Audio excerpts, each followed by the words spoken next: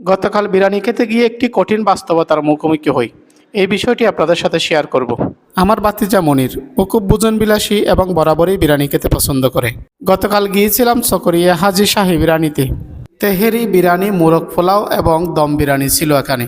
ভাতিজা নিল তেহেরি, আমি নিলাম দম বিরিয়ানি। একটু পরে জানতে পারবেন আমার অভিজ্ঞতাটা কেমন হলো।